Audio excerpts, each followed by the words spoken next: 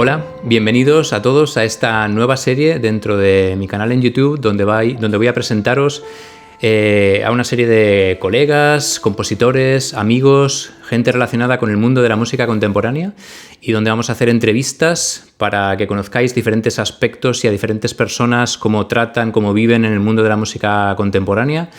Y vamos a empezar esta serie con un gran amigo mío, con Gustavo Díaz Jerez, magnífico pianista y compositor que he tenido el placer de conocer durante muchos años y con quien he compartido infinitas horas de conversación como esta que vamos a grabar ahora. Hola, Gustavo. Hola, Ricardo. Encantado de estar aquí contigo. Genial que al final podamos hacer esto. Sí. Y que podamos también... Yo creo que una cosa bonita va a ser... En el fondo esto ha sido como muy natural para nosotros, ¿no? Porque hemos hablado, como he presentado durante infinitas horas... Muchas horas en San Sebastián. En San Sebastián. Los dos hemos sido profesores de piano, yo en piano contemporáneo y él en piano clásico y también contemporáneo, en Musikene. Hemos sido compañeros durante muchos años y hemos compartido muchos momentos de charlas y reflexiones sobre una de nuestras grandes pasiones compartida, que es la música contemporánea. Cada uno, evidentemente, con su perspectiva diferente, pero bueno, ha sido también muy bonito y muy enriquecedor ver cuántas cosas en común hay en personalidades tan distintas como son las nuestras, ¿no? De hecho.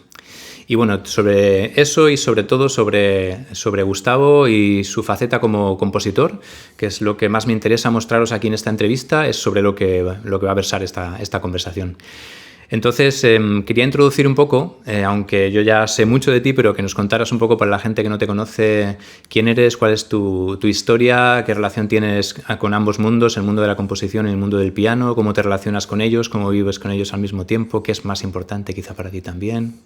Sí, bueno, yo soy natural de Tenerife y fue allí donde empecé realmente... pues toda mi andadura en ambos campos, ¿no? En la composición y en el piano, ¿no? En casa de mi abuela había un piano vertical y pues cuando la visitábamos, pues tanto mi hermana como yo nos tirábamos al piano y un poco empezamos a tocar como de oído. O sea, yo empecé, de hecho, por eso creo que tengo tan ligado la composición con el piano, ¿no? Porque yo empecé pues a improvisar, pues obviamente pues cosas que oía yo de pequeño, canciones así de niños, ¿no? Y fue luego cuando ya mis padres vieron que tanto yo como mi hermana Dori pues teníamos condiciones para la música, pues nos pusieron en el Conservatorio de Tenerife, ¿no? Yo siempre lo digo, tuve la enorme suerte de contar con profesores que les interesó muchísimo la música contemporánea, Jesús Ángel Rodríguez Martín y un profesor inglés con el que yo iba de vez en cuando, David Goldsmith se llamaba, y fueron ellos los que me introdujeron pues al mundo ya no solamente de la música contemporánea, Penderecki, Ligeti, Messiaen, sino a los clásicos del siglo XX, ¿no? Y fue algo que yo creo que no es muy habitual. Sí, normalmente la verdad es que es curioso, ¿no? En la educación. Claro, en mi historia, por ejemplo, no tuvo eso, ¿no? Se desarrolló de otra manera distinta, pero qué raro es el caso de una persona que cuenta que, sobre todo quizá diría aquí en España, ¿no? No sé en otros países cómo será, quizá Francia o Alemania pueden no ser lo distintos. sé, yo creo que es una cosa desgraciadamente bastante habitual en el sistema educativo general en todos los países, ¿no? Sí. Pero claro, de motu propio, un niño no tiene la curiosidad por descubrir cosas nuevas si no se lo dicen, y menos en aquella época, en los años 80, pues no había el acceso a toda la música que es fácil hoy en día, ¿no? Tenías que comprar el disco, tenías que conocer los compositores, etcétera, ¿no? Conseguir la partitura, quién Exacto, sabe. Y yo me acuerdo que este profesor David Goldsmith me regaló la partitura de La Pasión según San Lucas de Penderecki y yo estaba todo el día con eso. Luego, a partir de ahí, pues ya descubrí el treno para las víctimas de Hiroshima, y yo básicamente con 13, 14 años, la mayor parte de la música que yo escuchaba era Messiaen, Penderecki, Ligeti. Con 13, 14 años, sí, eso es muy joven. Wow. Sí, claro, sí. Yo me recuerdo. Mi oído se hizo a toda esa pero nueva muy temprano. sonoridad. Sí. Bueno, a lo mejor tú también empezaste bastante antes, ¿no? ¿A qué edad empezaste tú? Yo empecé, bueno, lo que te he contado de mi abuela es con 7 años, 7, 8 años. Tú empezaste como 4 o 5 años antes que yo, entonces llegaste a eso también mucho más pronto que yo. ya veo, ya es curioso. Y a mí me gustaba improvisar, eso siempre lo recuerdo, ¿no? Que cuando yo descubrí todo el mundo de Debussy, Prokofiev, pues claro, yo me iba al piano, intentaba pues componer, entre comillas, pues al estilo de ¿no? Que es natural, por supuesto, claro. ¿no? Todo, así es como se aprende, ¿no? Exactamente, ¿no? Pero ese lenguaje más avanzado de la música realmente contemporánea, y más en aquella época, que todos estos compositores vivían, ahora han muerto, pero en esa época pues estaban muy activos, ¿no? Pues lo que digo es que mi oído se hizo a algo más que la música tonal, ¿no? Que es el 99% de lo que los alumnos incluso hoy en día oyen y se les enseña en el conservatorio. Pero no solamente se les enseña, sino también todo el ambiente sonoro, digamos, que está alrededor nuestro todo el día, ¿no? En la radio, en la televisión, en cualquier medio, siempre es eso, ¿no? Ese ambiente tonal, claro. Entonces, y además muy simplificado, ¿no? Y eso es una de las razones por las cuales quizá estamos donde estamos en algunos sentidos. Sí, ¿no? Luego podemos profundizar a lo mejor en ese tema, que es un tema bien interesante. Entonces yo considero que eso fue una gran suerte y una casualidad, porque en realidad es una casualidad, porque mis padres me pusieron en el conservatorio y tú nunca sabes qué te va a tocar, ¿no? También tuve la suerte de que estuve los 10 años, aunque yo los hice en unos cuantos menos, porque bueno, hacía más repertorio del habitual y tal, pero estuve siempre con el mismo profesor. Vaya. Que además es valenciano, valenciano, falleció desgraciadamente. Sí, le conocí. Y él desde los primeros cursos ya me ponía música contemporánea. Sí, es que ese perfil de profesor como lo fue Jesús Ángel quizá no era tan habitual, ahora empieza a ser un poquito más habitual que la gente esté un poco más abierta, pero aún así queda mucho camino por recorrer, pero es tan vital, ¿no? Para la formación de un músico, ¿no? Que el profesor tenga una mentalidad abierta. Sí. Esa es la clave. Aunque no se dedique profesionalmente a ese campo, pero es normal porque estamos en el siglo XXI y hay tantos compositores buenos ahora como hubo en el siglo XX, como hubo en el siglo XIX y como hubo en el siglo XVIII y XVII, etcétera. Aun cuando haya personas que no se lo puedan creer, pero simplemente es una cuestión de perspectiva histórica, ¿no? Y de lógica también. O sea, hay tantos buenos pintores en el siglo XX como en el siglo XVIII. Sin duda. Y escritores, ¿no? Entonces, por supuesto, con la música ocurre igual, ¿no? Luego, pues también cuando ya yo terminé lo que era la carrera de piano en España a los 10 años, yo terminé con 17 años y me fui a Nueva York, y aunque mi profesor allí, Salomón Mikovsky, no está especializado en la música contemporánea, es un absoluto defensor de ella, y como él vio que mi intención era tirar por ahí, mi pasión por la música contemporánea era realmente mucho mayor que por el resto de música, él me permitió tocar de todo. Yo toqué sonatas de Boulez, o sea, estudios de Ligeti y todas las obras así que yo quería aprenderme. Él nunca me puso ningún problema y siempre me animó a seguir por ese camino. Sí. Es curioso, antes has mencionado el nombre de Penderecki y me llama mucho la atención cómo ese nombre figura en los inicios a la música contemporánea de tanta gente que se dedica a la música contemporánea, ¿no? Es como la música orquestal de Penderecki. Mucha gente recurre a mencionarlo como un punto, también Ligeti, ¿no? Pero Penderecki especialmente, ¿no? Como un punto en el cual hubo una conexión fuerte por primera vez y muy intensa con la música contemporánea. A mí se me hace llamativo. Sí, yo creo que es una música muy accesible, incluso para el público que no está acostumbrado a escuchar música contemporánea. Es una música, aunque no es tonal ni nada que se le parezca, pero es muy, muy accesible. Es una música muy expresivamente muy, muy rica, con muchas emociones. Y por eso, pues, la gente, pues, yo creo que le llega mucho. Igual con Ligeti, ¿no? Sí, igual. Curioso.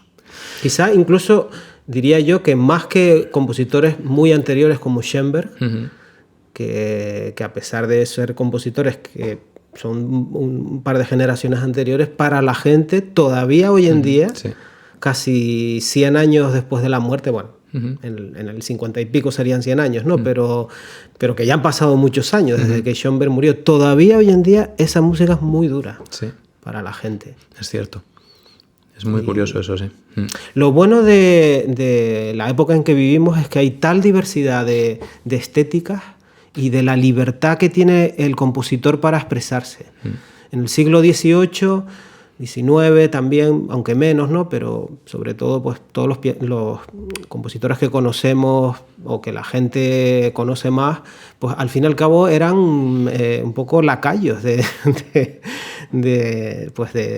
la corte, de la iglesia, ¿no? Los que pagaban, ¿no? Y tenían un nivel, creo yo, de libertad menor que lo que un compositor actualmente puede disfrutar, ¿no?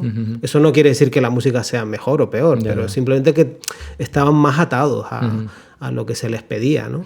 Sí. Y hoy en día hay tal diversidad, es como, yo siempre pongo el ejemplo de la explosión cámbrica, ¿no? Hace 500 millones de años pues no había sino pequeños organismos unicelulares, ¿no? Y de repente hay como una explosión de vida, que es la explosión del Cámbrico, donde la mayoría de las especies animales se generan en esa época, ¿no? Pues eso ocurrió en el siglo XX, en la música, ¿no? A partir de que los compositores se liberan del yugo de la tonalidad y de que la ciencia, no nos olvidemos que a principios del siglo XX nace la relatividad general, la mecánica cuántica, la electricidad del ordenador. Es increíble, ¿no? La cantidad de avances que hubo, ¿no? Y la música siguió ese camino también. Sí, además parece que ese camino que tú estás describiendo de principios del siglo sigue avanzando a niveles, bueno, exponenciales, ¿no? De manera que todo se acelera, ¿no? En el tiempo, ¿no? Y parece que eso, da la impresión que eso va a más y a más cada vez, ¿no? Sí. Hay gente que dice que el rey, es un científico, el rey Kurzweil, creo que se llama, Kurzweil, que habla de la singularidad, ¿no? Que dentro, él dice que es dentro de unos 25 años, ¿no? Que en 2045 la inteligencia artificial va a igualar la inteligencia humana y eso es lo que él llama la singularidad, ¿no? Y entonces será como el avance máximo de... ¡Wow! Veremos. Yo dudo que en tan poco tiempo se logre eso, ¿no? Pero parece inimaginable, sí. Pero como luego hablaremos un poquito de eso, de inteligencia artificial aplicada a la composición, pues... Sí, precisamente un poco yendo hacia ese camino que nos va a llevar al final de la entrevista, vamos a empezar a hablar un poco de tu producción pianística, porque es parte esencial de lo que quiero mostrar aquí con esta entrevista. Entonces me gustaría un poco que nos hablaras de tu producción pianística, especialmente en relación con los metaludios, que al final es a postre pues el grueso de tu obra pianística, e incluso creo que obras anteriores se han fundido de alguna manera también dentro de los primeros metaludios. Que nos contaras un poco cuál es ese proyecto de metaludios, por dónde vas, las piezas que tienes, los productos que hay relacionados con ello, y luego profundizamos. Sí, pues los metaludios son unas obras que yo empecé hace relativamente poco tiempo. Hablamos de 7 años, 7, 8 años. Empezó todo este... Ya yo había escrito varias piezas de piano anteriormente, de principios del siglo XX, de XXI, perdón. Y fue Marta Zabaleta, nuestra compañera profesora de piano en Musiquene, quien me pidió unas obras de piano. No me dijo exactamente cuántas tenían que hacer, ni si era una obra o varias, ¿no? En torno a unos 20 minutos, para ella combinarlo con un programa que iba a hacer con Albéniz y con Granados, con música española, ¿no? Entonces, a partir de ahí es donde empiezan a surgir la idea de los metaludios, ¿no? El primero que compuse, el primero de la serie, fue el número 3 del primer libro, Imaginary Continuum. Ese fue el primero de todos. Y ese se compuso en 2013. Pues sí, fue el primero de todos, ¿no? Luego ya compuse, bueno, no están en el orden cronológico, digamos, ¿no? Luego ya hice el que está dedicado a Marta, que se llama Izar y Luna, el tuyo, el Kenotafion, etcétera, ¿no? Y la verdad es que fue relativamente rápido. Yo recuerdo que tomó menos de un año para hacer todas las piezas, ¿no? Y fue a partir de ahí, pues que, bueno, se tardó, o sea, no fue inmediatamente el estreno del primer libro, sino que creo que pasó más de un año o algo así. Y luego a partir de ahí, pues yo quise seguir experimentando, probando nuevas maneras de conseguir sonidos en el cordaje, con la electrónica también. Y a partir de ahí, a día de hoy, hay 32. 32 y no necesariamente va a ser el final.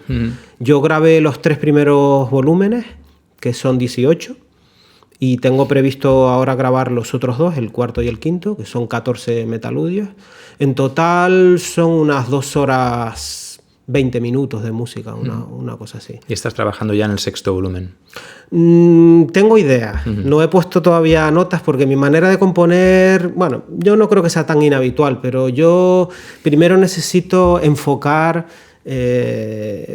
cuál va a ser la idea de fondo de la obra, ¿no? Puede ser una cuestión tímbrica, puede ser una cuestión de una idea científica que yo quiera plasmar en la composición, pero una vez lo tengo claro y he recopilado suficiente material, entonces es cuando me pongo ya manos a la obra, ¿no? Que es un proceso que tiene varios pasos, ¿no? Primero es esta recopilación del material, luego esa adaptación de ese material al medio pianístico, ¿no? Que eso ya hablaremos, que a mí me parece muy importante, ¿no? Sí. Del intérprete. Y luego un tercer paso, que es coger, digamos, la protoobra, o sea, la obra antes de ser publicada, probarla en el instrumento y cambiar lo que sea necesario para hacerlo pues lo más asequible posible, sin renunciar a la idea original, por supuesto. Claro. Sí, en este punto a lo mejor merecería la pena echar efectivamente un poquito para atrás para explicar una cosa que yo considero que en ti es muy, muy particular, ¿no? Que a mí siempre me ha fascinado y sé que le fascina a muchísimas otras personas de tu manera de abordar la composición, ¿no? Y es la relación que tiene con el mundo científico, con los procesos naturales, con las matemáticas a un cierto nivel, en fin, que nos explicaras un poquito esto. Creo que va a ser esencial para que la gente entienda un poco más. Sí, yo desde pequeño, desde niño, he estado fascinado por la ciencia, sobre todo por las matemáticas, y vamos, yo cuando salió el Commodore 64, allá por el año 83... Si yo no lo conocía, que ¿no? No llegué más tarde. Pues yo, vamos, le di la vara a mi padre, por favor, cómpramelo. Era bastante caro. Yo recuerdo que costó en esa época unas 80.000 pesetas. De 1983 es bastante dinero. Eso, no sé cuánto sería en euros hoy en día, pero bueno, era bastante caro, ¿no? Y bueno, era un microordenador, tenía 64K de memoria, de los cuales realmente solo podías usar 40, porque los otros 24 eran de ROM. Pues en esos 40K se hicieron unas cosas increíbles. Y tenía, bueno, un sistema operativo que tenía un BASIC hecho por Microsoft, además. Y en ese BASIC tú podías programar. Venía con un librito. Y yo pues me leí el librito, me compraba revistas y yo aprendía a programar, ¿no? Y otra de las cosas que yo solía hacer era, como a mí me interesaban mucho las matemáticas, pues yo me preguntaba, ¿no? Pues ¿cómo sonarían los números primos si yo hiciera una correspondencia, un mapping de las cifras con las notas? Por ejemplo, si decimos que el do es el número 0, el do sostenido es el número 1, etcétera. ¿Cómo sonarían los números primos, o sea, el 2, 3, 5, 7, 11, 13, si los mapeamos a esa escala? Y si contamos quizá el número dividido por 2 para el ritmo, ¿no? Pues de ahí salen melodías, ¿no? Que tienen una estructura relacionada con la fuente, ¿no? Pues eso ya yo lo programaba en el BASIC del Commodore 64, que tenía un chip de sonido bastante avanzado para la época y te permitía escuchar pues todas estas cosas, ¿no? Luego también, bueno, ya un poquito más mayor, tendría yo 16, 17 años, aprendí a programar en el Assembler, que es el lenguaje más bajo, el lenguaje máquina del ordenador, y ahí se podían hacer cosas con muchísima más velocidad, ¿no? Y a partir de ahí, yo te estoy hablando pues eso, de que yo tenía 13, 14, 15, 16 años, estábamos en el instituto siempre en clase de informática, pues viendo todas estas cosas. Recuerdo que hicimos hasta un sintetizador de voz muy rudimentario, o sea que estaba muy metido en eso, ¿no? Y luego cuando ya terminé el conservatorio y me fui a Nueva York a los 17 años, pues yo seguí, claro, la tecnología va avanzando, pues ya salieron los nuevos ordenadores, los 486, el Pentium, etcétera, con los nuevos sistemas operativos. Aprendí todo un poco autodidacta, ¿no? Aprendí a programar en C++. Y ahí ya sí que creé un programa que todavía está accesible, ¿no? El FractMuse, que lo que hace es eso, ¿no? Transforma ecuaciones del mundo de las matemáticas, sobre todo de teoría de los números, pero también hay autómatas celulares, fractales, a una serie de parámetros musicales que el usuario, el compositor, puede elegir, y hay una diversidad infinita. Claro, ¿no? esa diversidad infinita yo creo que es una cuestión para explicar para quien no se imagine de qué estamos hablando, ¿no? Porque dicho en palabras puede sonar una cosa muy abstracta y muy fría, pero claro, todo depende de los parámetros a los que los asocies, ¿no? Las ideas oído, que haya, exacto, efectivamente, ¿no? Exacto, yo uso mi oído. Yo primero elijo pues una fuente que a mí me parezca a priori que puede ser interesante, ¿no? Por la estructura que pueda tener, ¿no? Luego elijo una serie de parámetros y escucho. No me convence. Vario los parámetros. Me sigue sin convencer. A lo mejor esa serie no funciona. O ese modelo, ¿no? Elijo otro. O sea que la decisión final es una decisión creativa a todos los niveles, ¿no?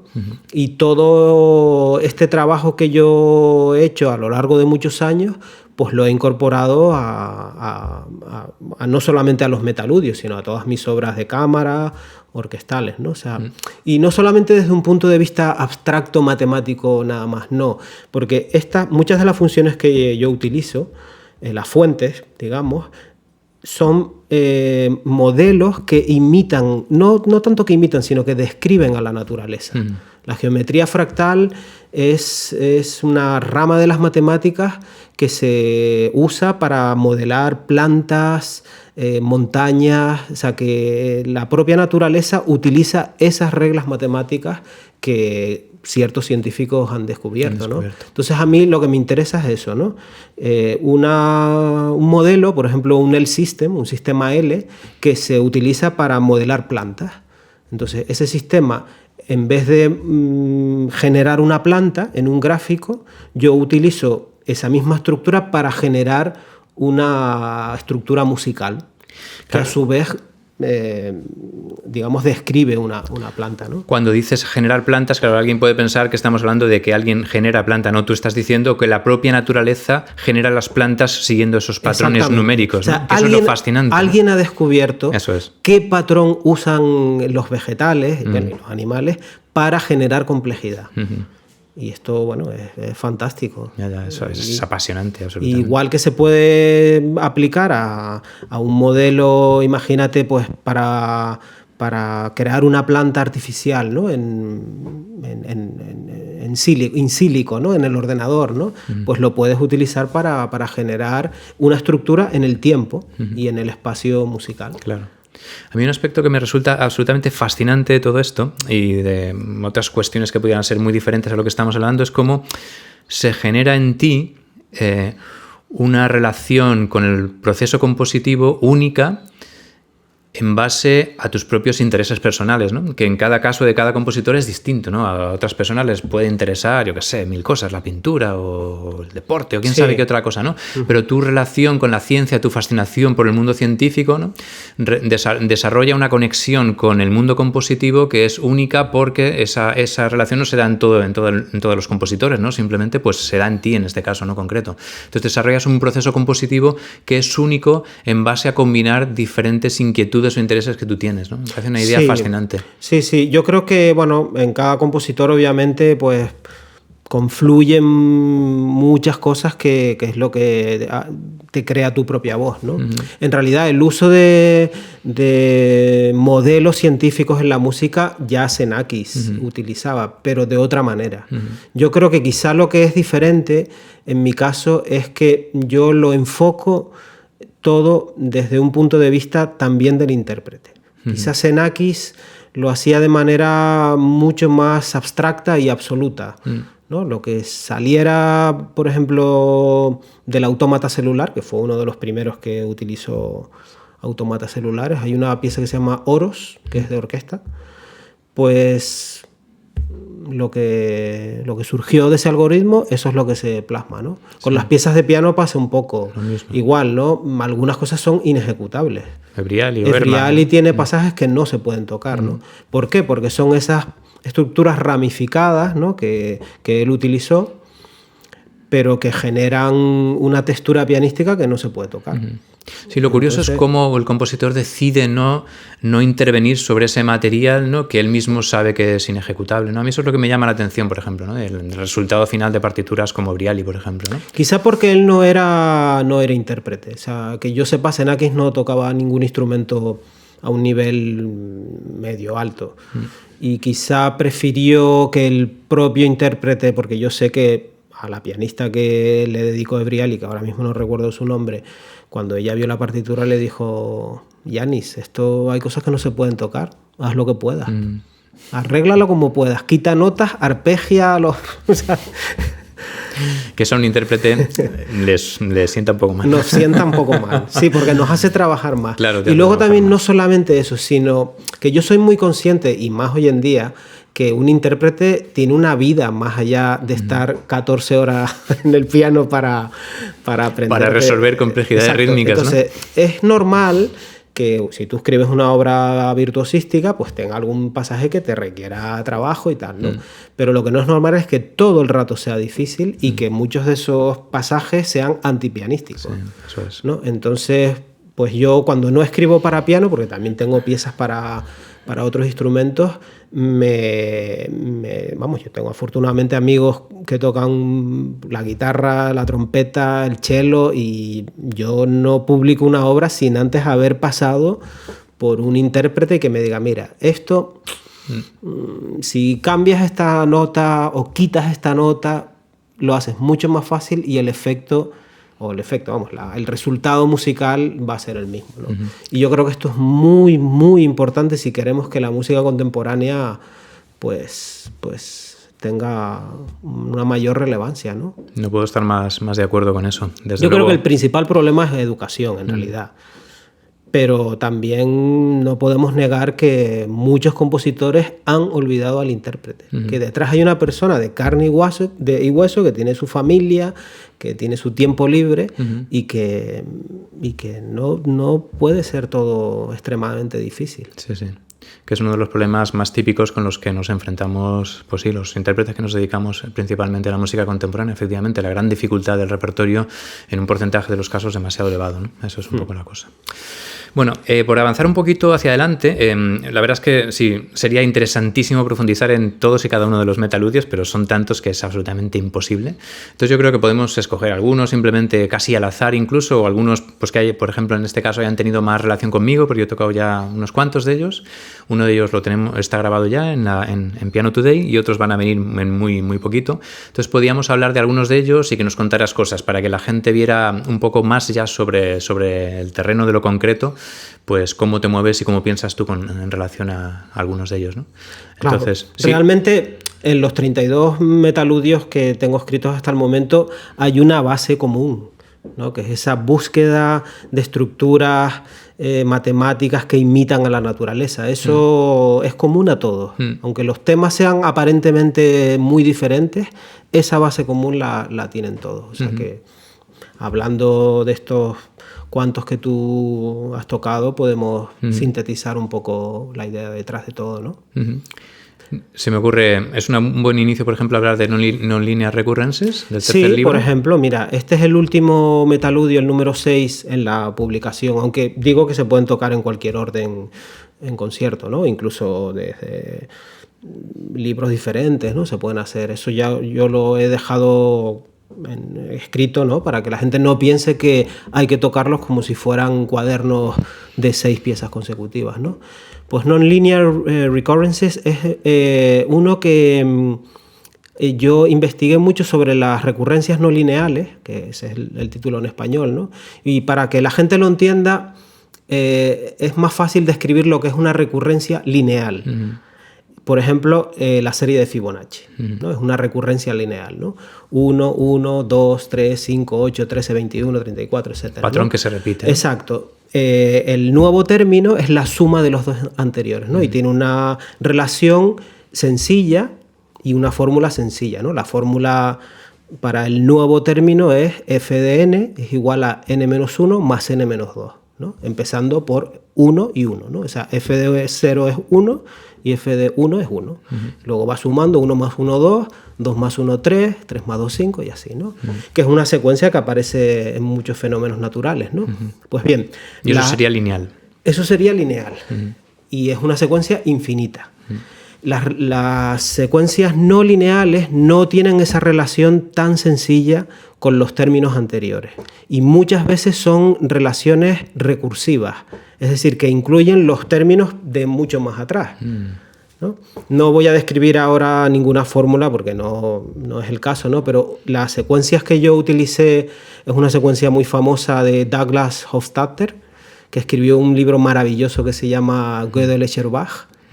Y esta es una secuencia que no se sabe si es finita o es infinita. Y tampoco se sabe exactamente su modelo de crecimiento. Cuando tú ves la gráfica de un número grande de términos, ¿no? Ves que tiene una secuencia fractal, como si fuera una planta. Es muy curioso, ¿no?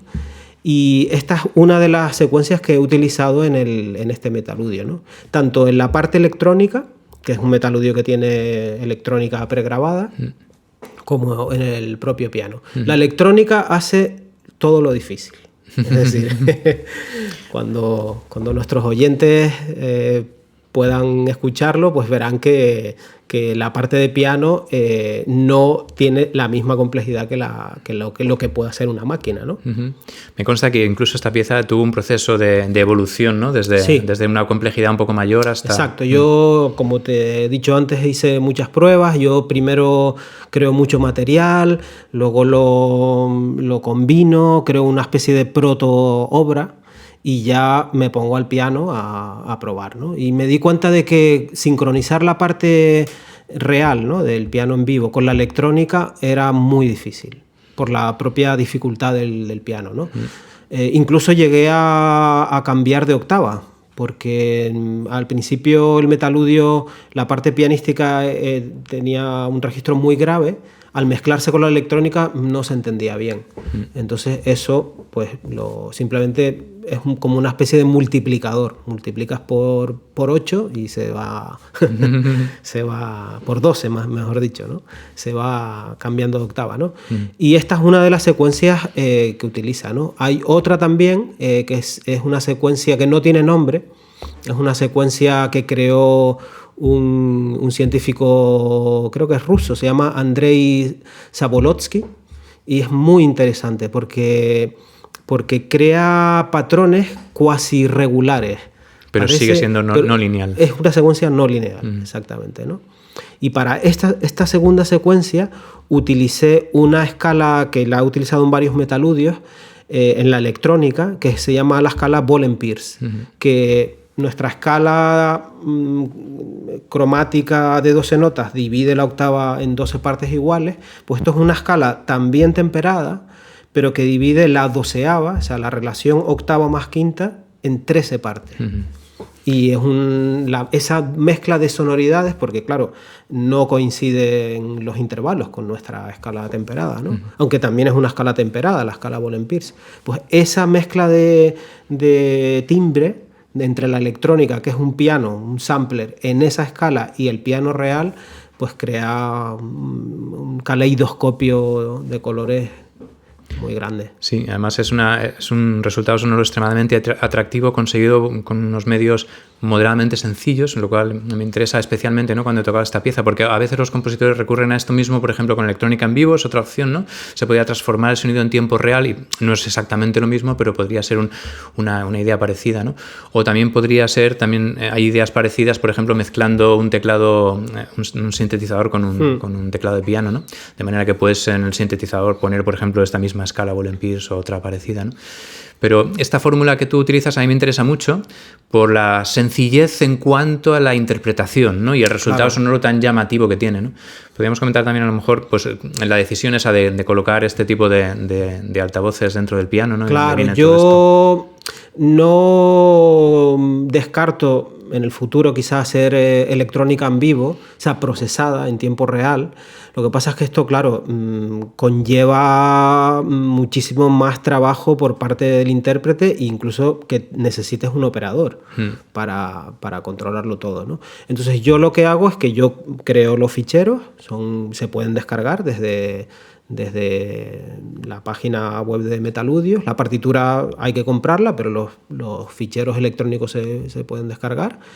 Y yo lo que hago es lanzar la electrónica desde un móvil o un tablet, o incluso desde un ordenador, con una aplicación de tal manera de que cuando tú necesitas lanzar tal sonido electrónica, simplemente pulsas un botón.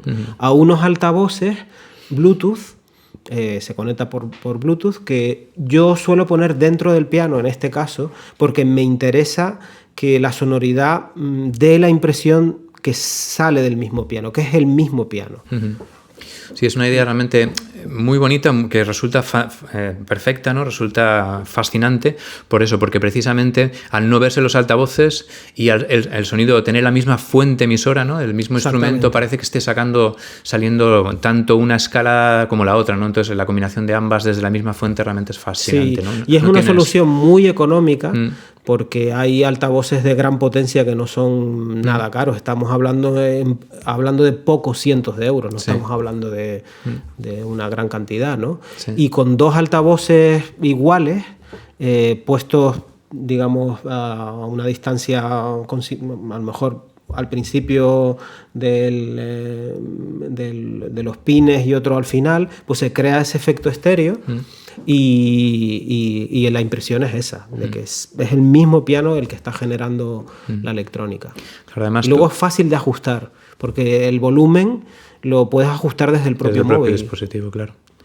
Sí, luego además tú juegas con un tipo de... Tanto en esta pieza como en otras donde utilizas en la misma escala Ball&Pierce o donde utilizas también los mismos tipos de altavoces para lanzar electrónica, juegas con la posibilidad de que los sonidos que produce la electrónica y que produce el piano sean semejantes, pero al estar afinados en diferentes escalas, ¿no? El choque que producen unos y otros pues crea una magia sonora, la verdad es que fascinante, ¿no? Claro, crea esas batidas, esas oscilaciones de la diferencia de afinación, porque claro, al estar temperado o sea, la relación entre las frecuencias no tiene nada que ver en la escala Ball&Pierce, ¿no?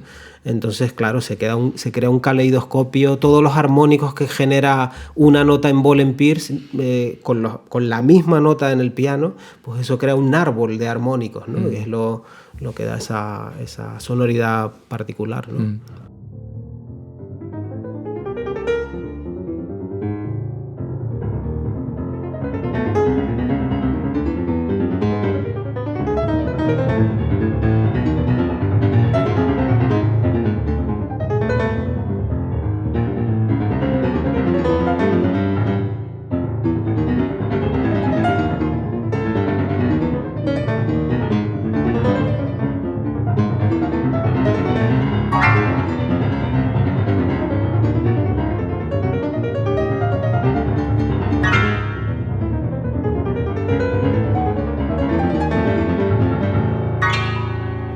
Eso nos lleva a lo mejor a hablar del preludio no medido, el prelude non mesuré, al estilo de los preludios del 17, ¿no? De los clavecinistas del 17, especialmente Louis Couperin, aunque no solamente. Sí. ¿Y de dónde viene esa idea de hacer una obra que se llame precisamente así, como se llaman las piezas? Sí, prelude non mesuré. A mí es que siempre me fascinó esa notación, que luego se perdió, porque a partir ya del siglo XVIII no se vuelve a usar, que yo sepa. Fue una cuestión como muy puntual. Es una notación para que nuestros oyentes y espectadores lo entiendan, donde las notas se escriben con redondas, simplemente. Y hay una serie de líneas que salen de esas redondas donde se indica más o menos, tampoco con una precisión muy exacta, hasta dónde hay que mantener, ¿no? Pero el ritmo es completamente libre. Aparte de que en esa época, por supuesto, aparte se ornamentaba. Claro, estamos hablando de música barroca, de mediados del siglo XVII, ¿no? Entonces, también tiene que ver con el hecho de que bastantes de los metaludios son homenajes no a las personas, sino a la música de compositores que a mí me interesan particularmente, ¿no? Está Antonio Soler, está Louis Couperin, está Brahms también, está Teobaldo Power, compositor tinerfeño del siglo XIX, está Antonio José, también Radulescu. O sea, eso es una constante en los metaludios. Está también Carlo Gesualdo. Entonces, en cierto sentido, también es una especie de homenaje a esa música, ¿no? Entonces, yo lo que hice fue elegir uno de los preludios no medidos, concretamente uno en mi menor, uno de los más cortitos del manuscrito de Bayouin, que es de 1658 o algo así, y a través de ese preludio original de Louis Couperin, esa música se convierte en materia prima, que es algo que también a mí me fascina, ¿no? De que ya por supuesto es una obra de arte, pero ya dejas de ser obra de arte y se convierte en materia prima, como en madera, ¿no? Entonces yo esa madera pues ya la proceso para crear mi obra, ¿no? Es como si quizá cogiéramos una pintura antigua, un clásico de la pintura, y lo tomáramos como fuente de referencia para reorganizar el material con otras nuevas técnicas quizá también, ¿no? Y construyéramos algo en base... Exactamente, ¿no? Y en la parte electrónica, como en la parte en vivo, digamos, se utiliza ese tipo de notación no medida. O sea, toda la parte pianística está escrita con la misma notación que el preludio original y usa material transformado. O sea, tú cuando oyes el metaludio no reconoces de manera inequívoca el original, sino un poco el espíritu, un poco los intervalos, los trinos, y esa es la idea, ¿no? De que sea un poco una superestructura de la pieza original.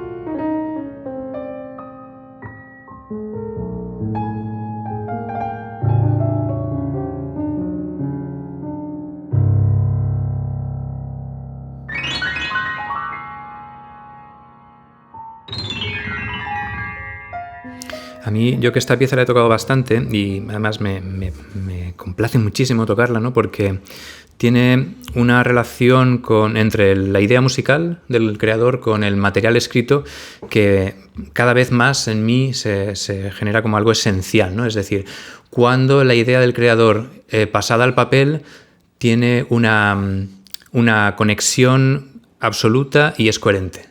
Yo lo veo de esta manera, es decir, yo estoy muy acostumbrado en música contemporánea a encontrarme con músicas que a veces son maravillosas, pero que yo siento que están mal escritas. No hay una relación directa entre lo que se escucha, que a fin de cuentas es lo que importa, y la manera en la que el compositor decide plasmar aquello que él escucha dentro quizá, ¿no? O bueno, lo que se va a escuchar después como mínimo. Sí. Entonces, a mí me sorprende, ¿no?, que una manera de escribir que tiene ya varios siglos, ¿no?, y que efectivamente se utilizó en un periodo de tiempo muy, muy reducido, ahora de repente descubrimos que es extremadamente afín a la manera en la que suena muchas músicas contemporáneas, ¿no? Entonces, cuando yo vi esta pieza tuya pensé, wow, o sea, esta es la manera en la que se deberían escribir tantas músicas que yo me las imagino así y están escritas, sin embargo, con un grado de complejidad absurdo que no tiene nada que ver con el resultado sonoro que hay, ¿no?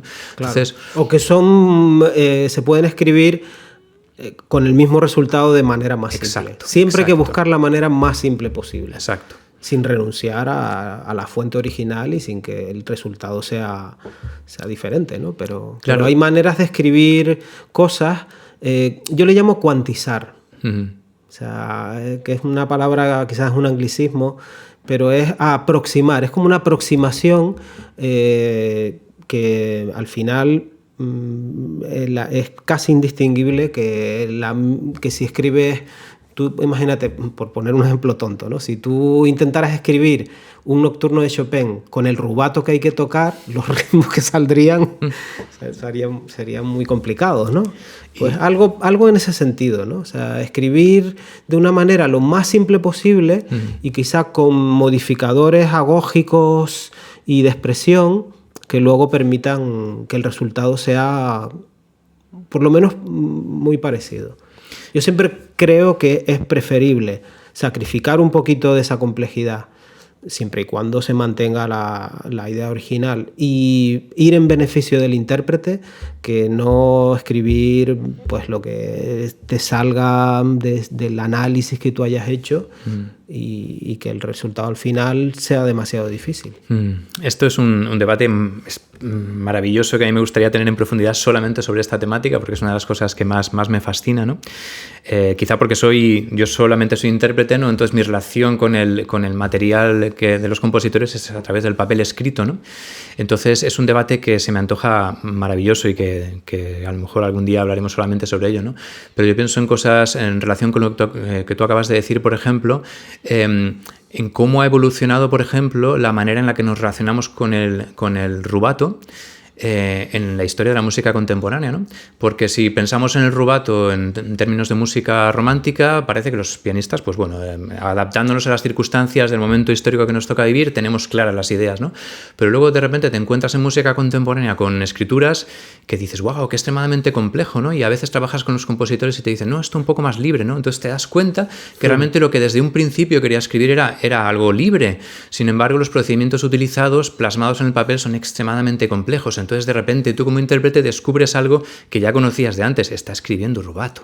Ya. Pero, sin embargo, el compositor hoy en día, muchas veces, no digo que esto sea evidentemente de todos los compositores del mundo, pero en muchas ocasiones escriben un grado de complejidad gigantesco que no es más que un rubato escrito. Y a mí me viene a la mente una discusión maravillosa que ocurrió una vez en Facebook, en una entrada que un compositor puso y preguntando cuál de estas dos maneras era la más correcta de escribir una idea musical muy, muy sencilla. Y una de ellas era una blanca y dos negras, y la otra era una blanca ligada a la primera parte de un quintillo de semicorcheas, ligada, en fin. O sea, lo que ese compositor estaba escribiendo era un rubato, lo que los intérpretes conocemos perfectamente, ¿no? El problema es que la notación se hace muy oscura, muy enrevesada. Yo he pensado también que no lo he llevado a cabo, pero lo he pensado, de escribir de manera más sencilla y poner flechas que representan agógica del tiempo, hacia adelante o hacia atrás, ¿no? En el sentido de que si tú ves una flecha imagínate, por poner un ejemplo muy, muy tonto, muy sencillo, ¿no? 8 semicorcheas, ¿no? Si, por ejemplo, la segunda tiene una flecha hacia adelante, una flecha proporcionalmente, ¿no? Si es más larga, es que más tienes que adelantar ese valor a la siguiente nota o viceversa, ¿no? Entonces, eso, para leerlo es mucho más fácil y al final, bueno, pues es lo que tú dices, ¿no? De todas maneras, hay rítmicas tan complejas que en realidad los intérpretes no hacen lo que está escrito. Ya hacen una aproximación, ¿no? Claro. Y esa aproximación ya la tiene en cuenta el compositor, porque Ferneyhough funciona así. Él sabe que no se va a hacer de manera exacta eso, porque es ni lo quiere. Él prefiere que escribir, él lo dice así, de esa manera compleja, para que luego el intérprete pues lo haga con la libertad obligatoria necesaria para que se pueda tocar, ¿no? Lo malo es que margen de libertad te da una escritura tan compleja y tan extremadamente detallada como Ferneyhough, ¿no? Bueno, esto sería un debate interesantísimo simplemente para hablar sobre ello. Al final es agógica, porque cuando tú escribes en la notación occidental, que son básicamente potencias de 2 y sus subdivisiones racionales, porque no se puede escribir irracionalmente, hablando desde un punto de vista matemático, ¿no? O sea, toda la notación nuestra son potencias de 2. y sus subdivisiones racionales, es decir, tresillos, cinquillos, ¿no? Donde el denominador es un número primo o un múltiplo de un número primo, ¿no? Entonces, realmente la cuestión de simplificar ese tipo de notación es bastante sencillo. O sea, tú puedes dejar que... Yo puedo, por ejemplo, generar un MIDI a partir de un proceso matemático y los ritmos que se generan son, vamos, si yo te enseñara los previos, son complejísimos. Pero claro, yo sé que eso pues no se puede leer con facilidad y va en detrimento de que mi obra se toque más, ¿no? Entonces yo lo que hago es una simplificación hasta cierto punto, por supuesto, que no destruya la idea original, pero usando esas modificaciones agógicas. Está claro. Sí, es como si hubiera sufrido en esta segunda mitad del siglo XX y lo que llevamos de XXI una deformación, todo el tema relacionado con la agógica en la música, ¿no? O una falta de confianza en que la agógica en el fondo es un aspecto absolutamente natural, ¿no? De la expresión musical del ser humano. Y yo siento como que se ha perdido la confianza, ¿no? En que el ser humano es capaz de expresar agógicamente, o a lo mejor el intento de controlar esa agógica hasta extremos quizá irracionales. No, sí, la agógica está bien, pero yo lo quiero exactamente así, ¿no? Y pero hasta es que qué no grado de puede ser exactitud. exacto. Y efectivamente es eso no puede ser. O sea, simplemente es un absurdo. Porque por más complejo que tú escribas, o sea, no hay una máquina tocando eso, es un ser humano, ¿no? Claro. Con sus vaivenes y con sus... Pero es que eso no existe en la naturaleza. Ya. Un árbol, cada hoja de un árbol es diferente. Cada copo de nieve es diferente, un poquito, ¿no? O sea, no hay dos copos de nieve iguales, ¿no? Cada piedra de una playa, cada grano, si tú lo miras al microscopio, cada uno es diferente. Aunque tú reconoces que pertenece a un conjunto bien definido, ¿no? Pues sí. Yo creo que lo otro es lo que es antinatural. O sea, pretender hacer... O sea, un objeto abstracto, matemático, exacto, no es normal. Las montañas no son conos, las nubes no son esferas, ¿no? Nuestro caminar no es regular. Exacto. Entonces yo creo que el compositor debe, sobre todo, tener esa idea de fondo de que detrás de la obra que va a tocar un intérprete hay una persona que tiene una vida, que tiene tiene familia a lo mejor, ¿no? Que quiere ir a pasear, ¿no? Que no es un esclavo que tú tienes a tu disposición, ¿no? Entonces, cuanto más fácil se lo pongas al intérprete, ya digo, siempre sin renunciar a tu voz y a tu idea tus principios original, fundamentales, ¿no? Algo que lo que tú... Y por eso, vamos, yo como soy pianista, pues no necesito recurrir a ningún pianista. Pero si yo escribo una obra para flauta, pues claro. Tal multifónico, ¿cómo funciona esto? Pues mira, si eliges otro que a lo mejor en vez de ser mi si bemol es mi un poquito bajo si bemol y es una posición más fácil de tocar, pues claro. Ese tipo de trabajo, ¿no? Que yo creo que va en nuestro beneficio como sin duda que sí.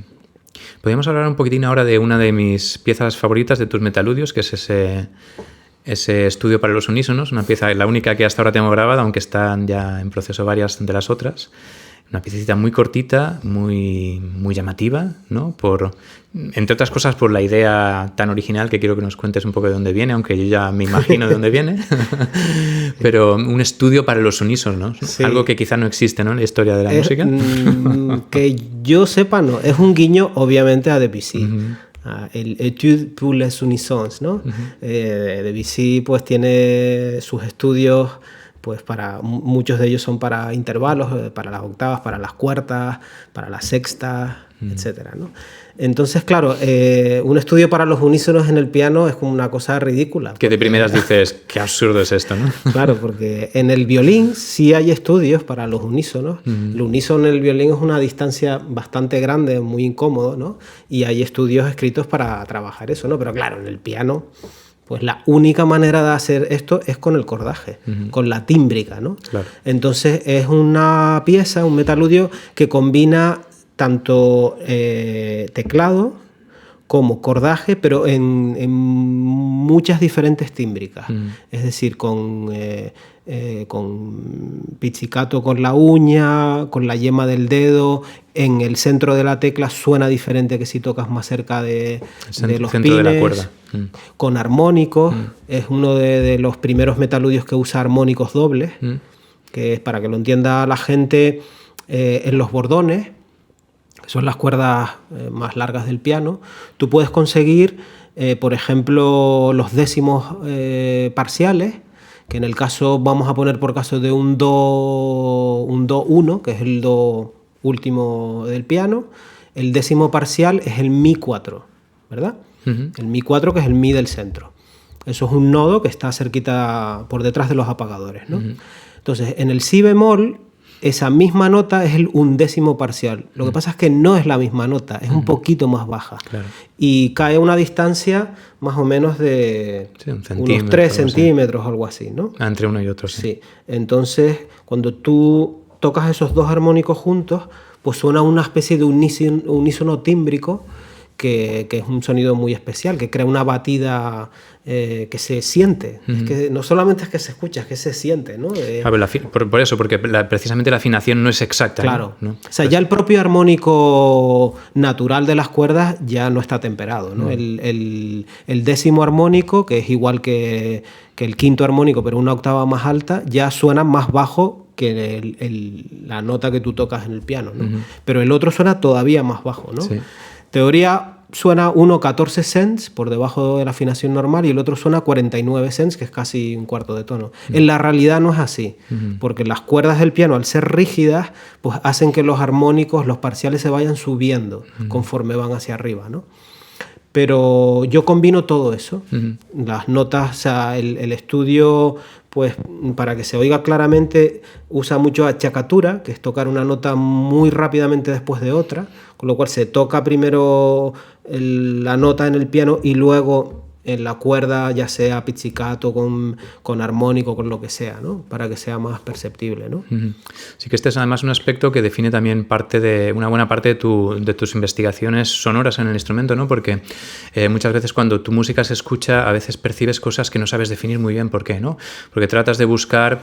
yo lo describiría como sonoridades imposibles, porque juegas con las dinámicas de diferentes parciales, sonidos parciales de una nota principal, de manera que al alterar los sonidos parciales superiores, de repente estás creando una ficción de una tímbrica distinta. Claro, porque en el instrumento, eso es, ¿no?, el timbre. El timbre de un instrumento, sea el que sea, es la potencia de sus parciales. Un clarinete suena como un clarinete porque los parciales pares tienen mucha menos potencia que los impares. Entonces, para que alguien que se pierda con esto, lo que queremos decir es, por ejemplo, un ejemplo sencillo, ¿no? Tocamos una nota muy grave, sonora, una nota muy grave en el piano, y luego cogemos sonidos armónicos de esa nota. Por ejemplo, si estamos tocando un do natural, pues cogemos otra vez el do, pero 2 octavas por arriba, un mi natural, un si bemol, sonidos que están dentro del espectro armónico de ese sonido fundamental, y los tocamos extremadamente delicados. Nada más con ese tocarlos extremadamente delicados, estamos enfatizando ligeramente esos armónicos. Que los armónicos que coinciden con esas notas que estamos tocando por arriba no son iguales. Si fuera la misma frecuencia no se notaría. Pero claro, la serie armónica, el piano es un instrumento inarmónico, en el sentido de que los parciales no se ajustan al modelo teórico, ¿no?, de la serie armónica, sino que se va subiendo poco a poco. Entonces ahí está la clave, que es que no son las mismas notas. Y entonces, claro, se crea una sonoridad que eso que tú estás tocando piano, que son otras notas, influyen en la tímbrica del grave. Claro, tú no las percibes, esto está muy estudiado, se llama psicoacústica, tú no las percibes porque la diferencia en decibelios es tan grande que si supera un cierto umbral ya tú no estás escuchando, pero está afectando al timbre de la nota grave, ¿no? Entonces yo eso lo utilizo bastante. No solamente con notas definidas, sino incluso con clusters, que es un efecto muy bonito, y eso más se puede hacer también en cualquier registro, ¿no? No necesariamente en las cuerdas graves, ¿no? Que es tocar una nota con una dinámica más bien fuerte y en un cierto registro por encima de esa nota tocar un clúster muy piano. y tú lo que percibes es la nota que estás tocando fuerte, pero con otro timbre. Sí, es como que hay algo en la percepción que no eres capaz de definir muy bien, pero está alterando el sonido ese que tú... Pues si alguien, seguramente más de uno habrá escuchado esto previamente. Por ejemplo, a mí me viene a la memoria el inicio de Introitus, el concierto de Sofía Gubaidulina, donde la primera aparición del piano es con un re muy poderoso en el grave y un acorde de estos que estamos describiendo muy, muy, muy sonoro, ¿no? Cuando escuchas eso por primera vez no sabes realmente, ¿no? Dices, algo extraño está pasando, pero no eres capaz de describir, ¿no? Y bueno, esto es precisamente eso de lo que estamos comentando, ¿no? Claro. Este es el estudio científico de la percepción del sonido. Y la tímbrica funciona así, por un edificio de armónicos, ¿no? Vas quitando armónicos o vas cambiando la potencia y va cambiando la tímbrica, ¿no? Sí. Y esto es como una especie de sintetizador, de síntesis, pero con los sonidos del piano en este caso, ¿no?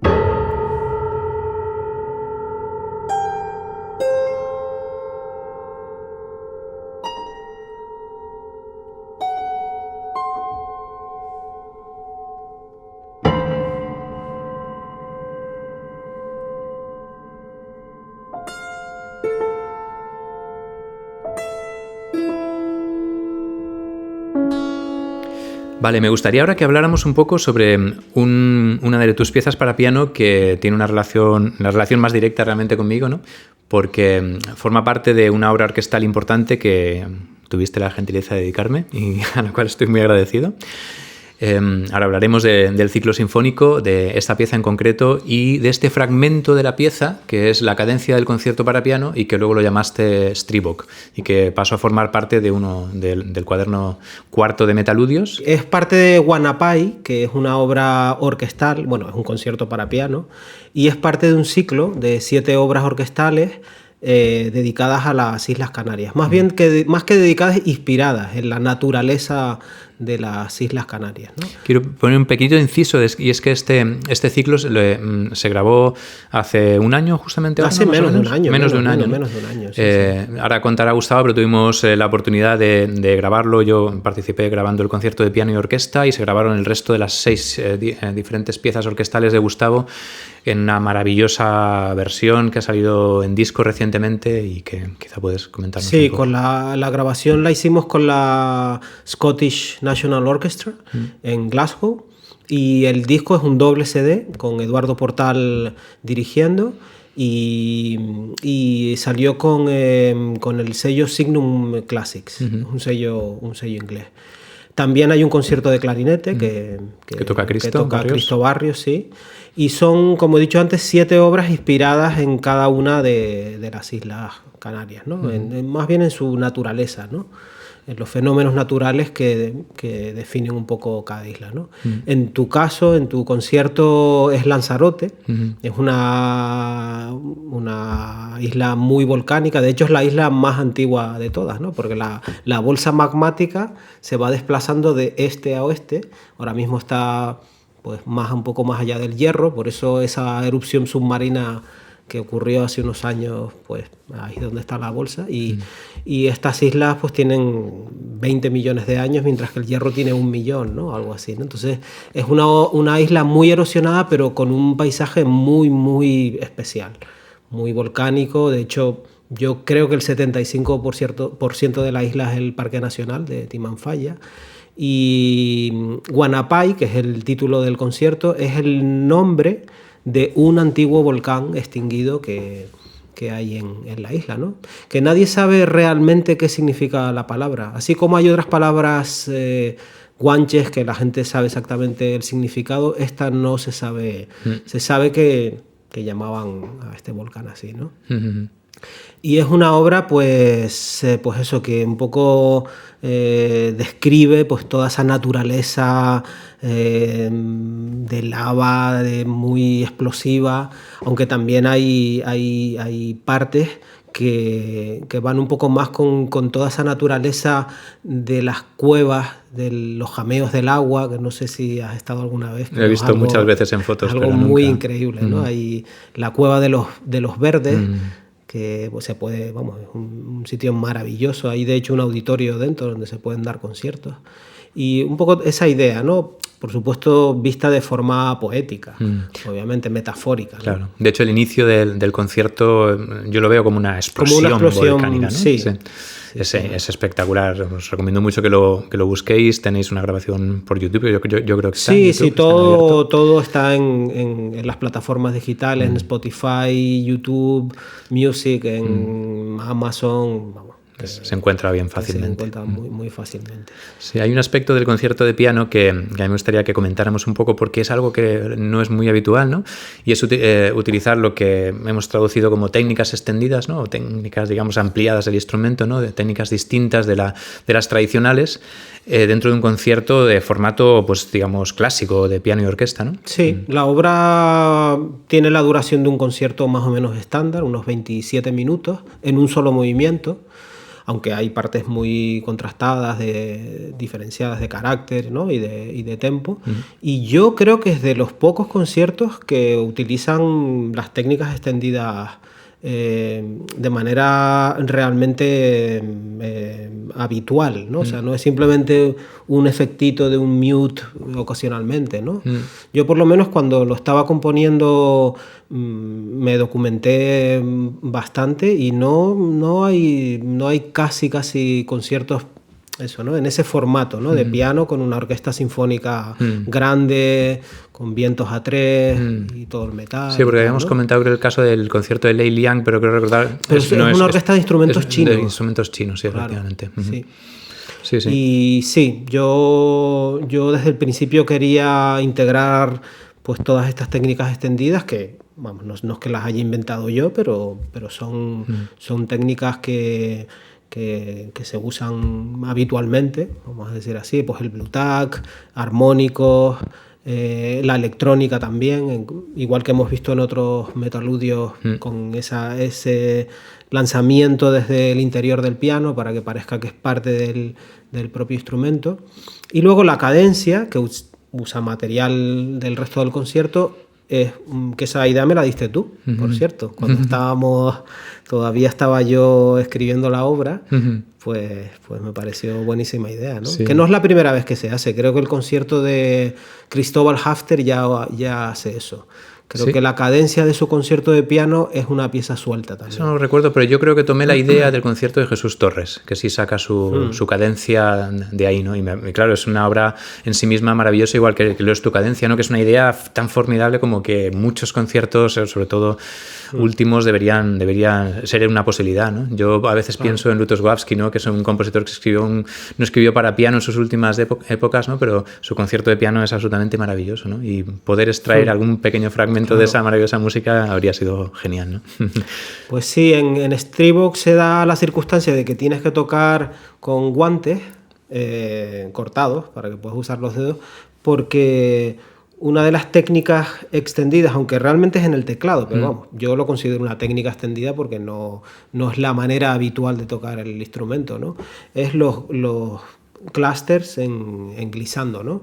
Que tampoco es una idea que haya inventado yo. Esto ya Stockhausen en su Klavierstück número 10 sugiere que se usen guantes para poderlos hacer. Por tu propia salud física. Sí, no, pues si no es imposible hacerlos en piano, sino en dinámicas suaves no se pueden hacer, ¿no? Claro, no sonaría. Y una cosa que yo no sé si te comenté es que el modelo matemático subyacente, porque, vamos, aunque luego cuando tú oyes la música, obviamente no puedes saber de dónde viene el material, pero viene del número pi.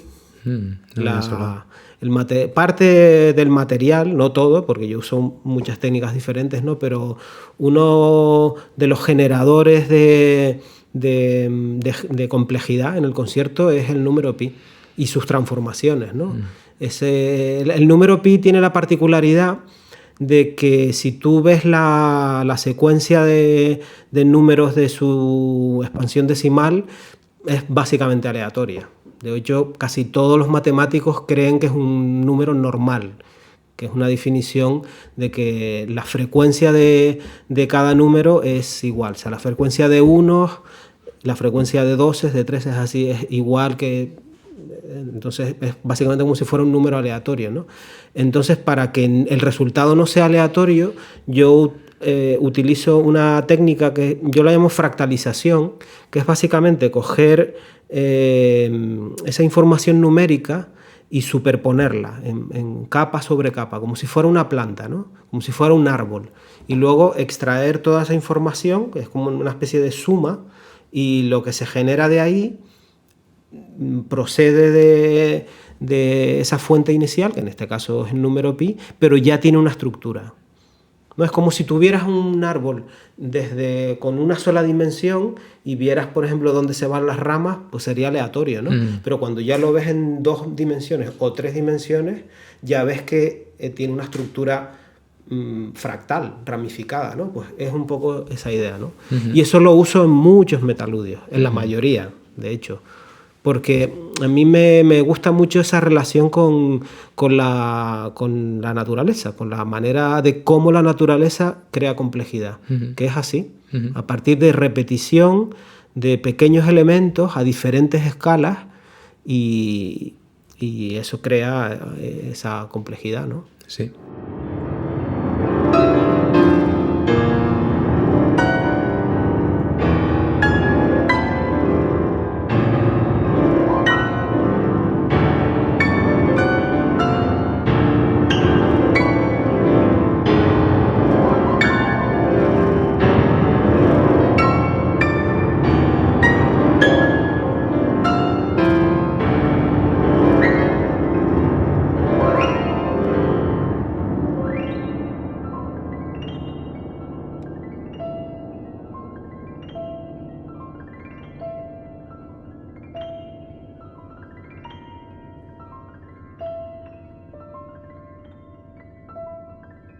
Sí, es curioso, un poco también para que la gente que todo esto le suene un poquito a chino todavía, lo entienda, ¿no? Son procesos que en buena parte de los casos no son perceptibles, ¿no? Yo diría que en un porcentaje... En absoluto. Cercano al...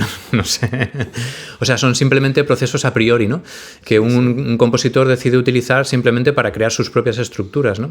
Claro, es como una especie de andamio, de andamiaje, que tú pones para crear el edificio, luego retiras todo ese andamio y lo que te queda es el edificio. Sí. Lo que está subyacente, de hecho, no se puede descubrir a partir de la música.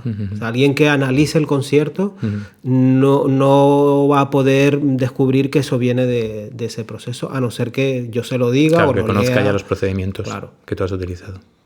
Pero incluso conociendo el procedimiento, si yo no le digo que viene de tal número, en este caso pi, no es posible descubrirlo. Es una especie como de caja negra en la que tú tienes ese proceso y hay un resultado, pero el proceso inverso es muy difícil de descubrir. Son como secretos ocultos dentro de la obra, ¿no? Sí, sí. Que en ningún caso son necesarios para disfrutar de la escucha. ¿Cómo? Exacto.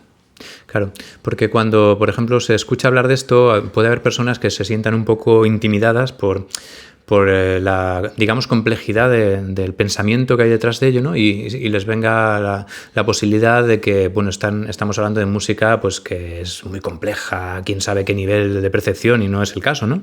La naturaleza es muy compleja. Exacto. Un árbol es increíblemente complejo. Y sin embargo todos podemos disfrutar de él. ¿Por qué? Por esa diferencia de escala. O sea, eso es muy importante. Y la autosimilitud. El hecho de ser capaces de reconocer patrones en diferentes momentos en el tiempo, en diferentes escalas. Eso yo creo que es muy importante. Una señal que es completamente aleatoria, es decir, que tiene entropía máxima, no tiene patrones reconocibles. Y eso es lo que nuestro cerebro no admite. Sí.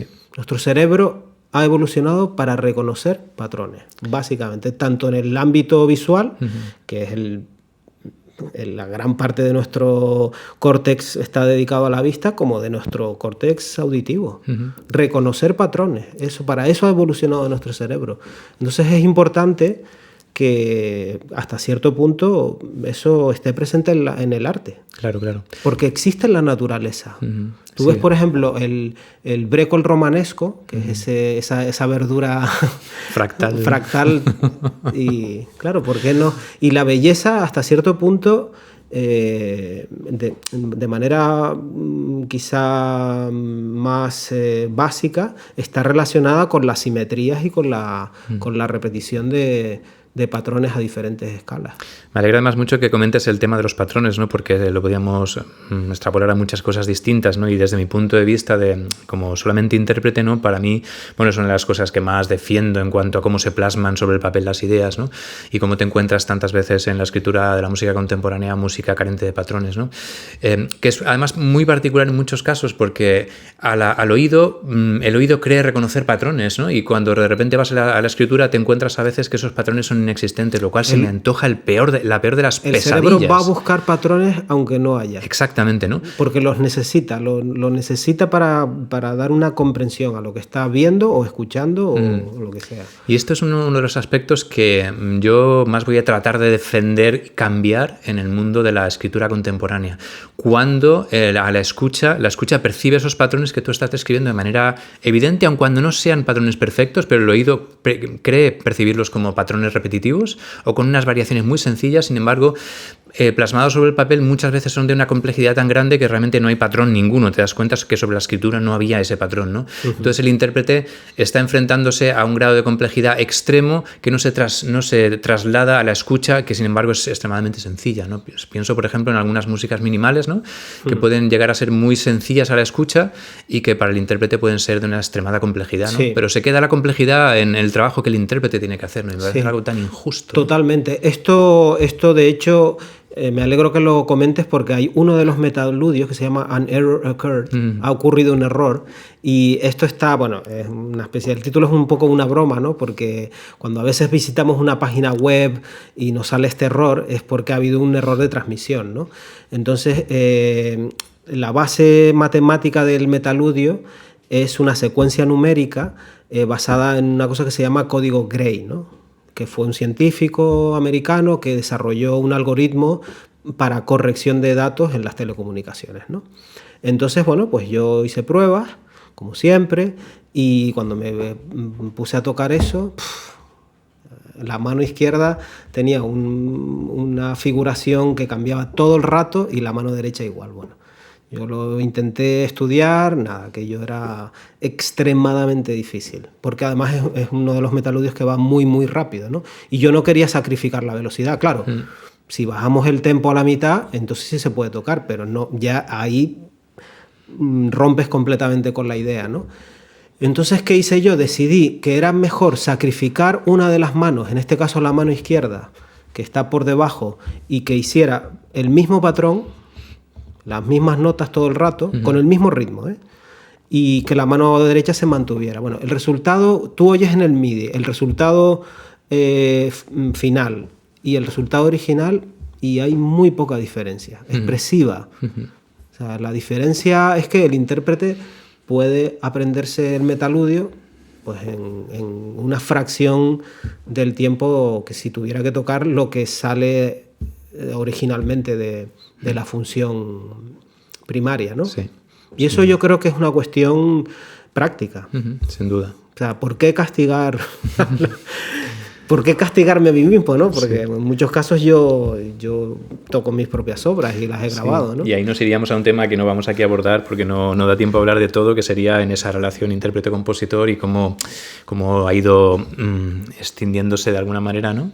Y cómo esos compositores que antes siempre eran intérpretes ahora ya no lo son, ¿no? Aun cuando hoy todavía sigue existiendo esa figura, como en tu caso, Thomas Hades, otros muchos, Finisi y muchos otros. Pero esa escisión de la figura del compositor y del intérprete ha dado lugar a muchos problemas con los cuales hoy nos tenemos que enfrentar y que tienen que ver con todo esto que estamos hablando, ¿no?